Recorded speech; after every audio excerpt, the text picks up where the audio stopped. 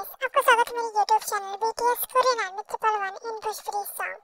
तो आज मैं आप लोगों को आपकी प्यारी सी लव स्टोरी जिसका नाम है लिटिल हस्बैंड। तो इस स्टोरी में मैंने आपको पहले ही बताया कि ये कुक जेहोप युंगी और हमारे प्यारे से जिम कुक, इन सबकी स्टोरी है इस एक स्टोरी में। और मैं होप करती हूँ कि आपको ये स्टोरी बहुत ज़्यादा अच्छी लगेगी। तो चलिए स्टोरी का फर्स्ट पार्ट स्टार्ट करते हैं।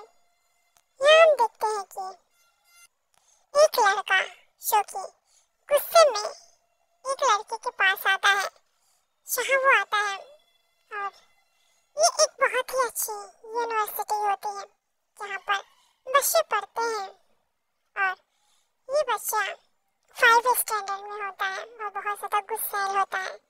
वो तुरंत ही जो कि एक लड़के के पास आता है क्योंकि उस लड़के ने उसके बारे में बहुत बुरा भला और उससे बोला। सबको पता है कि वो बहुत ज़्यादा डेंजरस है।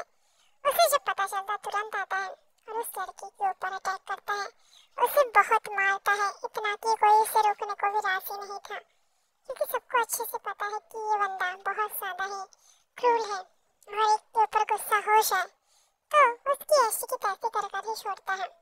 तभी उसका दोस्त जिसका नाम यिन्हो होता है, यिन्हो आता है और शिकी को कहता है जी स्टॉप, मर जाएगा वो, मत करो इतना, प्रॉब्लम हो जाएगी तुम्हें। तभी शिकी कहता है क्यों क्यों रुक जाऊँ मैं, इसकी हिम्मत कैसे हुई ऐसा बोलने की और मेरी मॉम के बारे में उल्टा सीधा बोलने की। किसी उस बंदे ने शिकी की मॉम युंगी के बारे में उल्टा सीधा बोलना स्टार्ट कर दिया था, तो ऐसे कैसे बर्दाश्त होगा। लेकिन वो सिर्फ इतना ही बोला था कि शिकी की मॉम बहुत ज़्यादा ही प्रिटी है और उनकी वॉइस भी बहुत ज़्यादा अच्छी है। ये तारीफ वो अपनी मॉम के लिए सुन नहीं सकता था, उसकी तो अपने डैड से भी नहीं बनती है क्योंकि वो अपनी मॉम से बेहद प्यार करता था। लेकिन ते को बिल्कुल नहीं पसंद है कि उसकी वाइफ को कोई और प्यार करे, चाहे उसका बेटा ही क्यों ना हो। यहाँ हम देखते हैं कि युंगी अब बहुत ज़्यादा ही गुस्से में होती है क्योंकि उसके पास प्रिंसिपल का फ़ोन आया था और वो तुरंत ही ते को कॉल करके सारी सिचुएशन बताती है। ते शिकी प्रिंसिपल ऑफिस में होते हैं। शिकी बहुत ही शांत और बहुत ही एटीट्यूड में बैठा होता है। वहीं ते भी एक किंग के साइड सोफे पर एक किंग की तरह बैठा होता है और प्रॉब्लम ये होती है कि वो बहुत ज़्यादा गुस्से में होता है और प्रिंसिपल को घूर रहा होता है। प्रिंसिपल जो कि डरते हुए कहते हैं कि सर बात समझने की कोशिश कीजिए, मैं मैम को कॉल नहीं करना चाहता था, वो तो सर वो आपका कॉल लग नहीं रहा था इसलिए मैम को कॉल कर दिया। तो गुस्से में गरजते हुए कहता है व्हाट, मेरा कॉल नहीं लग रहा था, तुमने तुरंत मैम को कॉल कर दिया, क्या मैं मर गया था? कुछ भी हो, कितनी बार बताया है मुझे कॉल करो लेकिन तुमने मुझे कॉल नहीं किया, क्यों? हाँ, मैं फ़ोन नहीं उठा रहा था तो ज़रूरी मीटिंग में होगा, बाद में कॉल करके मुझसे कहे होते, लेकिन तुमने मेरी वाइफ को कॉल करने का कैसे सोचा? इसका मतलब तुम समझते हो मैं तुम्हारी जान भी ले सकता हूँ। और यहाँ पर कोई कुछ नहीं बोलने वाला, वो तुरंत ही प्रिंसिपल का गला पकड़ लेता है। शिकी स्मार्ट करता है क्योंकि उसे पता है कि उसका डैड उसकी मॉम को किसी से भी बात करने की परमिशन नहीं देता, तो प्रिंसिपल उसे फ़ोन कैसे कर सकता है। वो इतना ज़्यादा ऑब्सेस्ड है युंगी के लिए। इसी तरीके से शिकी स्मार्ट करता है और ते शिकी को घूर के कहता है तुमने अब क्या किया? शिकी भी उसी टोन में कहता है कि डैड मैंने कुछ ऐसा नहीं किया है, इसने मेरी मॉम की तारीफ की अपने मुंह से तो मैंने उसे सबक सिखा दिया। आखिर आपके अलावा मेरी मॉम की तारीफ कोई नहीं कर सकता है। ये सब ते के फेस पे एक डार्क स्माइल लाता है क्योंकि उसकी वाइफ उसकी है, उसकी तारीफ सिर्फ वो कर सकता है और कोई भी नहीं। तो इस तरीके से उस अनजान लड़के ने ऐसा करने की कोशिश की भी तो कैसे? क्या उसे अपनी जिंदगी प्यारी नहीं है? ते शिकी से कहता है ठीक है, आइंदा से मारना तो और ज़्यादा गहरा मारना, नहीं करता था कोई मेरी वाइफ की इस तरीके से तारीफ कर सके। और प्रिंसिपल तुम भी याद रखना, जो कुछ भी प्रॉब्लम मुझे फोन करोगे, खबरदार जो मेरी वाइफ के पास फोन किया अगली बार लाश तुम्हारी कहीं और होगी, क्योंकि मैं वार्न नहीं करता बार बार। सर आई एम सॉरी, मैं कोशिश करूंगा कि अब मैम को कॉल ना करूं। कोशिश नहीं, मुझे दोबारा ये सुनने को नहीं मिलना चाहिए। तो शायद ये हम देखते हैं कि चुंगी गुस्से में ज्यादा घूम रही होती है, उसे समझ नहीं आ रहा था कि अब वो शिकी को क्या पनिशमेंट दे। यहाँ हम देखते हैं कि शिकी बहुत ज्यादा ही शांति से कार में बैठा होता है। शिकी भी वैसे ही स्टाइल में बैठा होता है, सेम टू कॉपी। और तुरंत ही वो जो कि बहुत ज्यादा ही गुस्से में कहता है कि कुछ भी हो जाए तुम्हारी मॉम को इस सब चीजों के बारे में पता नहीं चलना चाहिए। शिकी कहता है तो मैं कौन सा बताने वाला हूँ, ऐसे भी मुझे कोई मॉम को अपनी डांट नहीं पड़वानी है। मॉम को ये नहीं बताना है कि मैंने क्या किया, वरना मॉम मुझे बहुत मारेगी। अगर तुमने मॉम से कुछ भी बताया अपनी, तो तुम्हारी मॉम तो दूर, मैं तुम्हें जरूर मारूंगा, समझ में आया? डैड मैं आपसे डरता नहीं हूँ, तो आप मुझे धमकी देना बंद कीजिए। वैसे भी आप भी मॉम से बहुत डरते हैं, मुझे अच्छे से। और चूंकि अपनी मॉम से बिल्कुल भी इस बात का डिस्कशन मत करना। डैड मैंने कब कहा कि मैं डिस्कशन करूंगा, आप भी मत बताना वरना मॉम मुझे मारेगी। ऐसा बोलकर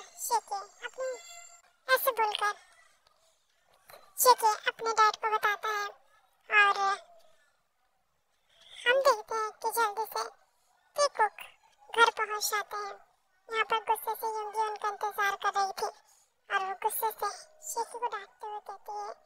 तभी शिकी उसे कस के हद कर लेता है कि मॉम ऐसा कुछ भी नहीं है, आप बिल्कुल भी टेंशन मत लीजिए, मैंने उसे ज्यादा नहीं मारा था, बचपन में सब होता रहता है, आप तो समझदार हो ना मॉम। ऐसे बोलकर वो अपनी मॉम को मनाने लगता है। उसकी मॉम भी खुश हो जाती है। यहाँ पर किसी का खून खोल रहा था, वो कोई और नहीं ते होता है। ते शिकी उस तरीके से अपनी वाइफ को हक करे हुए देखकर बहुत ज्यादा गुस्सा हो जाता है और कहता है दूर रहो मेरी वाइफ से। शिकी कहता है मैं अपनी मॉम को हक कर रहा हूँ, आपकी वाइफ को नहीं। यहाँ पर दोनों की टशन देखकर चुंगी तुरंत ही उन दोनों को अलग करती है और समझाती है कि ऐसा तुम हमसे लड़ते क्यों रहते हो। लेकिन ते कहाँ मानने वाला था। इसी तरीके से उन दोनों की टशन होते तभी युंगी के पास कॉल आता है। ये कॉल किसी और का नहीं, शिहोक और सुगा का होता है।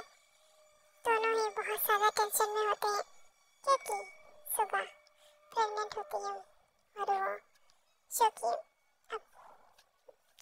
अपने बेबी को जन्म देने वाली थी। तभी युंगी घबराते हुए कहती है कि तुम दोनों अपनी लड़ाई बंद करो और जल्दी से चलो, क्योंकि मुझे बहुत ज्यादा टेंशन हो रही है।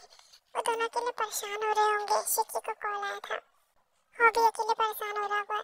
जल्दी चलो ते, ऐसे बोलकर ते को ले जाने लगती है। यहाँ पर हम देखते हैं कि अलग से अपनी कार लेकर जाता है। ते और युंगी एक कार में होते हैं।